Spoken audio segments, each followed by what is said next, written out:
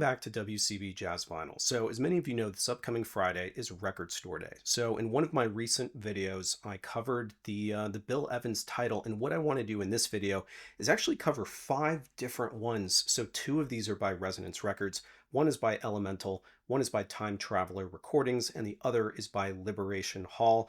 So I'm going to cover all of them right here, and I'm going to include chapter stops so you can sort of navigate around and check out some of my comments on each of these releases. As always, before we dive in, go ahead and hit like, hit subscribe, and of course you can follow me. I'm on Instagram at what_can_brown. All right, so before we dive into them, let me just go ahead outright and say that I received copies of each of these in advance from some of these labels to check out ahead of Record Store Day, as I do, or as I have, I guess, in the last several years. That being said, I do think that I can provide sort of my own personal, thoughts and comments on each of these releases. There are indeed some that are better than others, and so I'm hoping to express really what some of my favorites are out of these releases. I do think each of them have merit, but I just think it's important to kind of know what you're getting into with some of these. And so that's sort of the purpose, right, of me covering these, giving you information, giving you a little bit of my thoughts to help perhaps aid your Record Store Day experience. So the first one that I want to cover is actually one of my favorites of this bunch and really of the entire Record Store Day list, and that is Yusef Lateef's Golden Flower. So this is recorded live at Sweden. It is a double LP on 180 gram vinyl, mastered by Matthew Luthans, and this is being put out by Elemental Records, which is one of Zev Feldman's record labels, because he's involved with Resonance, he's involved with Time Traveler Recordings, and he's involved with Elemental. So as far as the content here, there are 2 concerts represented. And this actually, interestingly, is the second of Elemental Records' Yusef Lateef releases. Last year we had Atlantis Lullaby, which was another really good one, I thought. And yeah, so this is the second one. As far as the content here goes, it's from 2 different sessions. So as I mentioned, so the first one is recorded at, forgive my pronunciation, Mosebach in Sweden on September 13th, 1967. This is just under a half hour of content from that particular session. And the lineup on that one includes, obviously, Yusef Lateef on tenor sax and flute. We also have again, forgive my pronunciation, Lars Josten on piano, Paul Danielson on bass, and then Albert Tootie Heath on drums.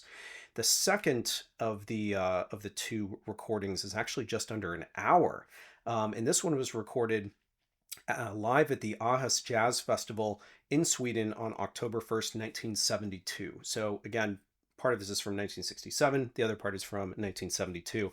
That lineup, a little bit more familiar. You've got Yusef Lateef on tenor sax and flute, Kenny Barron on piano, Bob Cunningham on bass, and then Albert Tootie Heath again on drums. All right, so always important on these types of releases is how does it sound? And when I say these types of releases, a lot of the stuff that the Elemental puts out, that Resonance puts out, and in fact, including the Liberation Hall release here, these are live recordings, right? And so there's sort of a wide range of different possibilities here in terms of how these things could sound. They could be recorded very, very well and have an almost studio sound. They could be recorded, call it as best as they can and be in a little bit more of a, like a live venue with audience noise setting. And then on the tail end of this, they could be sort of poorly recorded, or maybe it was recorded a very long time ago with inferior technology. And I don't think that just because it's one or the other necessarily means that it's more deserving of being released. It's sort of all about what is the music? Is it important? Does it capture something new from this musician? And I think some of these details, though, they do matter when it comes to people's desire to seek out some of these recordings as well. Because some people, would say, "Oh, I can't listen to it unless it's completely clean, recording, and unless all the instruments sound great." So I'm going to try to provide a little bit of that commentary, I guess, for each of these to help you all out. So what I would say for the music on this is that actually the sound is really wonderful, especially on the 1967 session, which is the first one up. That session sounds more like a studio recording than a live recording. And in fact, when it opens up, you really have no idea because you don't have audience. It's nicely balanced. It's a very quiet recording. It's intimate in feel. Lateef's flute is really nice, set against just piano, bass, and drums, and it kind of has a stark feel. And it just you can tell that it was a very well thought out recording in terms of sound design. It was very well executed as well. The 1972 recording, on the other hand, is more of a concert hall vibe with audience that is much more apparent. And there's more room sound. And so it's certainly less like a studio, and you get more almost, reverberation or more sound from the room, because it is a sort of a larger concert hall type of vibe. And how that impacts the sound is that instead of it being sort of very nicely balanced and very quiet recording, when Tootie Heath is really going at the drums, they sort of wash over the music, and it gives the recording, I think, at times a very dense sound where you don't really have great separation of instruments. But again, it is, it's live. It's still a professional recording, and it does sound great. It's very dynamic, and it's a really well rehearsed group. So if on the sort of the shorter of the content, the 30 minutes, up front from 1967 is a little bit more studio and feel. Again, the second part, the hour, is a little bit more of the live feel, but there's still a ton of energy and great playing. And like I said, I mean, this is not a sloppy group, and neither recording is sloppy either. It's just, I think, important to kind of understand the sort of the differences, I suppose, between these two sessions. Speaking of, this first recording, 1967, was done around the time that the last album that Yusef Lateef had for Impulse was put out, and then the second one was around the time of the recording for Hush and Thunder, and in fact, the 1972 lineup from this Sweden concert is actually all represented on that album, Hush and Thunder. So across the track listing, from these sessions, you're gonna get some of the music from that era, but you're also gonna get some earlier stuff as well. So some of the more familiar tunes that you'll hear across this include the Golden Flute, which sounds amazing. There's Inside Atlantis. You have A Flower, which I believe is a Kenny Barron tune, really great. You also have Yusef's Mood, which I think was recorded perhaps first on one of those early Savoy recordings, and there's some other recognizable ones as well. So anyway, overall, I think this is a phenomenal title. I think it's a great companion to that what was it, Atlantis Lullaby that I said from last year, and yeah, just a job well done by Elemental. All right, so the next one up is Rahsaan, Roland, Kirk, Vibrations in the Village, live at the Village Gate. This is being put out by Resonance Records. It's 180 gram. It is a double LP. As far as the source content, it was transferred from the original tapes by Matthew Luthans, who is the engineer that Resonance and Elemental seem to use quite often, lately anyway. The content here was recorded live, as with all of these. This one was November 26th and November 27th of 1963. Note that the hype sticker is actually slightly incorrect. It states 1967, but it's actually 1963. So this is actually pretty early as far as some of these archival recordings go. I feel like a lot of the material that's being discovered is kind of, tends to be in the late 60s into the 70s. 1963, I think, is a very interesting time for Roland Kirk in terms of the material that he was putting out, and I would say, you're talking like Mercury Records, like I think We Free Kings, and like some of these like Domino, albums like that that he was recording for Mercury, and a little bit less of the maybe more avant-garde or more adventurous stuff that he would start to play a little bit later in his career. As far as the lineup, or really lineups, go on these recordings, you obviously have Roland Kirk. He plays a mixture of tenor, stritch, manzello, flute, offers vocals, and even plays whistle. We have Horst Parlin here as well. We have Melvin Rhine, who is a piano player, organist as well. Jane Getz, Henry Grimes, and then Sonny Brown. So as far as how that lineup is spread across all of this material, basically you have Horst Parlin, who plays 4 of the tracks on piano. You have Melvin Rhine on 3, and then you have Jane Getz on 2 of them. As far as the material and certainly as far as how it sounds, this is definitely more live, more of a what I would call archival type of recording. You hear a lot of room noise in this one, both in terms of chatter in the background as well as just as well as just sort of the sound of the venue. I would say that the microphones don't seem particularly well placed as far as the sound design. Certainly, the least compromised is Kirk. So he's playing seemingly into the mic, perhaps the only one, and he sounds very very good. The piano is there with solos, but is very much secondary otherwise, along with the bass. And I would say that it could be that the drums are the least distinct, right? So they probably were not each individually mic'd. There probably was sort of a room mic and then perhaps one for Roland Kirk, because yeah, the drums are the least distinct, the most in the back, I would say. I will say though that despite the fact that the sound on this is, again, these are my words, right? Like more archival or sort of, it's not an audiophile recording by any means. This era for Roland Kirk is quite interesting, I think. So he was sort of in between, the album that I mentioned earlier, Domino, as well as Reeds and Deeds. And I think that this was an important era for him. He wasn't so removed from convention, but he was still incorporating, I think, interesting instruments, interesting ideas into his music. And so I think for those of you who maybe are, perhaps a little bit more standoffish around Roland Kirk's music, you're still going to find a lot to love on this because it is a little bit earlier. He was still playing quite melodically.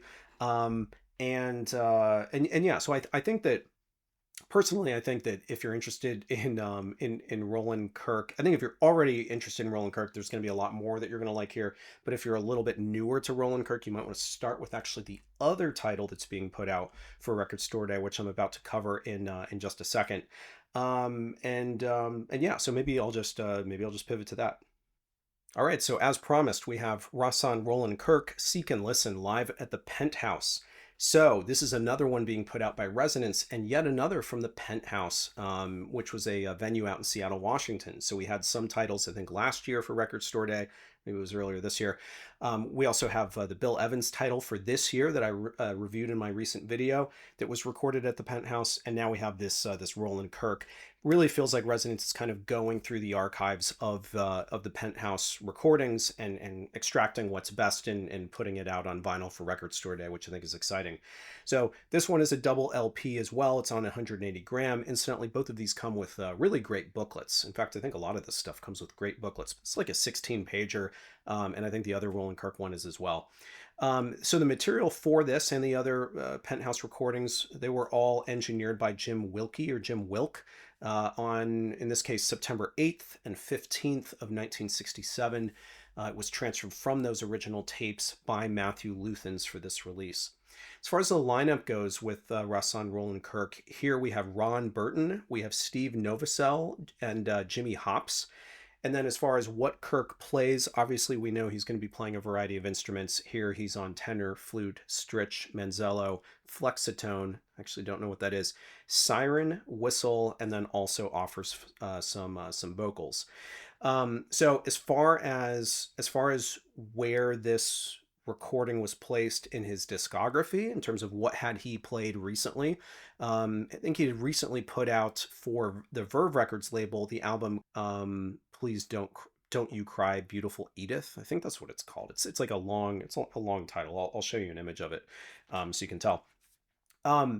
So anyway, let's a couple of words, I guess, on the sound of this, right? Because I especially want to cast a little bit of a contrast between this album and the previous one that we just discussed in terms of that sound. This one was indeed much better recorded, and I think we've seen that from each of Wilk's recordings for the Penthouse. He seemed to have do a great job with sound design, and obviously you're going to have that if there's a sort of a house engineer or house. I think he was a DJ perhaps by trade, but he was the house engineer for the Penthouse, and he seemed to consistently do a great job with each of these recordings. So what you get in effect is less room noise. There's certainly less audience noise, although there is some. I mean, you're going to know that there's an audience there. It's not as boomy of a sound, and there isn't as much lost sound either. There's much better balance across the instruments. You actually do get to hear them all. You're still going to get some dampening of the drums just because of the room, especially I think the cymbals and the snare.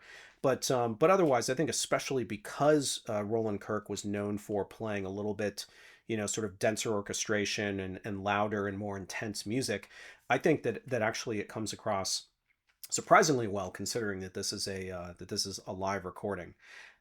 So if I were to say in maybe a little bit more detail about the Sonics, because I think actually this album does deserve perhaps just a little bit more commentary, because I think there's more to love. I think about some of the detail. So I actually found that like the bells, there was a lot of really nice detail. The bass sound is very full. Kirk's saxophone is rich and sounds just really nice. Just nice detail. There's nice balance between the instruments. What I would say, perhaps, is that this was overall a more straight ahead session than I expected it to be for 1967.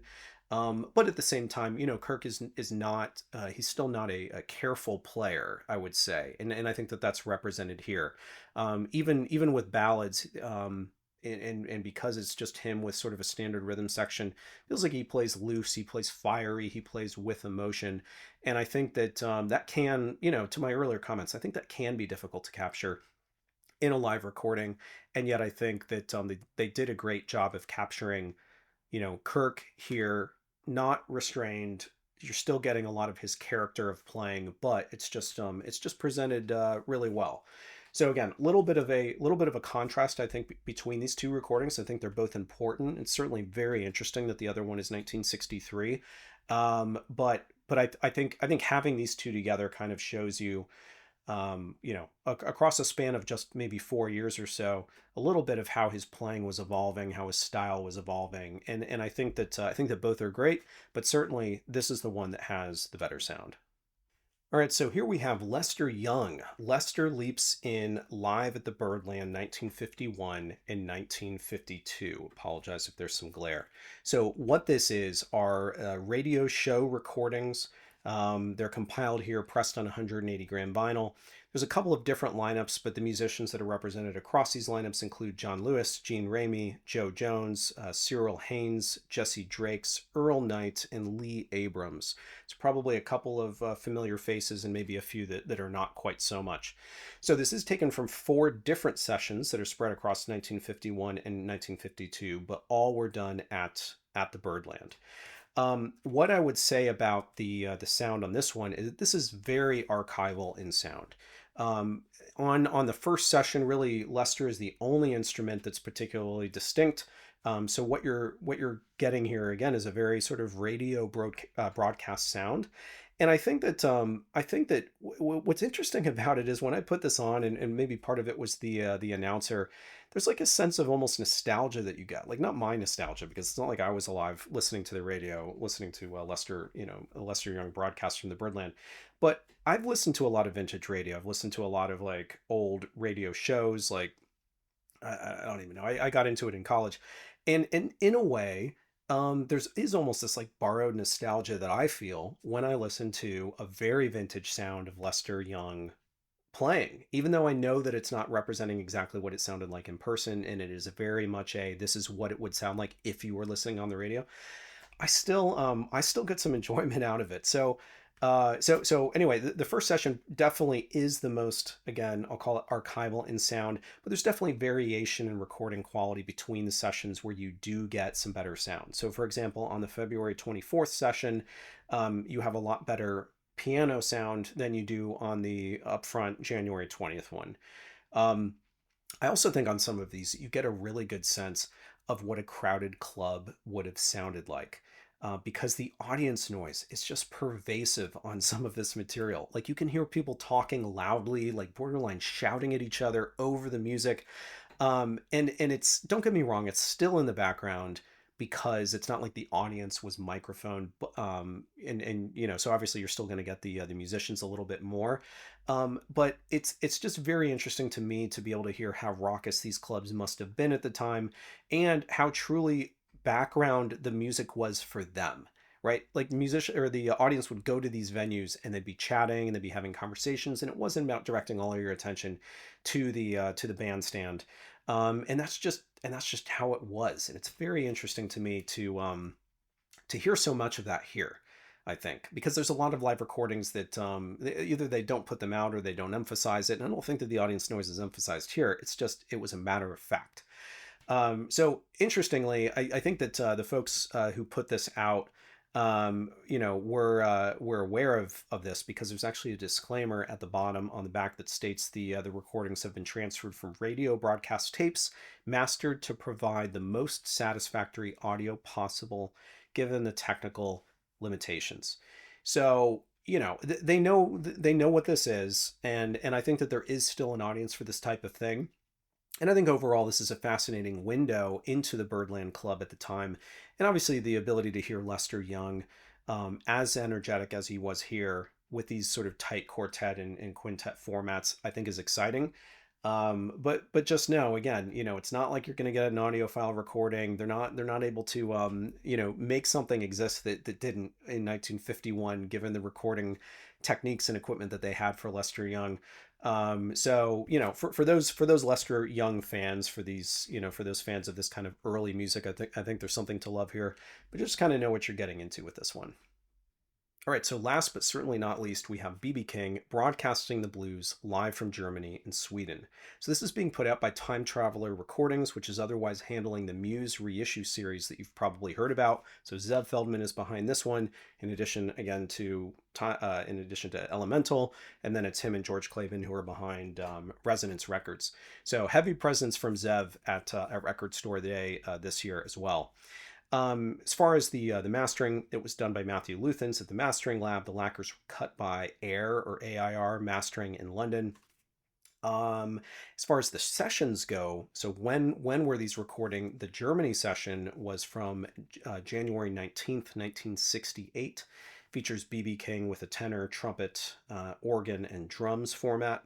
And then the Sweden session was from October 29th, 1973, and features tenor, alto, baritone, trumpet, rhythm guitar, piano, bass, and drums. So a little bit of a larger format. So I know on this channel I don't often cover blues music, but I thought I'd take the opportunity to here because I actually was really impressed with this recording, and I've gotten a little bit more into to blues music. I've always had some, right? I've always collected some of the Bluesville recordings from Prestige, some of the John Lee Hooker stuff from across different labels. Obviously, Acoustic Sounds recently launched sort of a blues like Chess Records kind of series where it feels like they're reissuing some stuff. So I've been getting more into it lately, and so this was kind of I guess fortunately timed because I've been getting into more of it, and I don't really have much B.B. King. But I'm certainly familiar with at least some of his work, even if I don't own a lot of it on vinyl. So funnily enough, one of the things that jumped out to me, again, as a sort of a casual fan, is that even casual fans like me will recognize the song How Blue Can You Get? Not only because he recorded it and performed it so often, but also because it was sampled on a song by the Primitive Radio Gods in 1996. Which is just kind of like a funny thing for me to first think of rather than have my first reference point be the actual song from B.B. King. But in any event, the sound here on this record is actually quite good. So King's voice is really powerful here. There is a little bit of an echo, so it feels like they added just a little bit of production in the mix. This was performed before a live audience, which I think is important for B.B. King's music because you get more of a dynamic and more of a sort of emotional performance, it feels to me, when he performed in front of a live audience. And incidentally, I think this was produced for radio, but it was done in a TV studio. So there is a bit of a sort of professional sound design here that is certainly evident when you listen to this music. And as far as the audience goes, I would say that they are polite but energetic. Always a pet peeve of mine is when the audience participates a little bit too much with clapping, because it tends to be the case that audiences don't know when to clap, like on what beat, or maybe they don't know really how to keep a rhythm. And there is a little bit of that here that where I wish they weren't clapping as much as they are, like during the song, because they're kind of clapping with the beat. But it's not too much of that. There's still much more of the focus is on the music here. I think that otherwise, I think if you like blues, this is going to be a very nice one to pick up on Record Store Day. Like, I'm not the B.B. King expert, but he sure puts a lot of energy into this performance, and it's clear that the band feeds off of it as well. And I'll say too that as much as there are some loud, energetic songs that are a little bit more raucous, say, I probably prefer the laid back stuff that's more guitar heavy, and there certainly is some of that like really cool laid back, blues and organ kind of stuff, where it's a little bit more instrumental. So I tend to gravitate a little bit more to that. But you can't argue that the BB King doesn't have a fantastic voice, and he sure makes it work on this recording. So that's it for today. I hope this was helpful again for those of you who are planning what to pick up on Record Store Day, just giving you a little bit more detail on each of these releases. I could have made a separate video for each of them, but frankly, time got in the way. And in some ways, I think people like more digestible content, sometimes like this, where we're covering, just five records all at one time, one video, and yeah, hopefully some of this was helpful. Let me know what you think in the comments, and I guess I'll see you next time.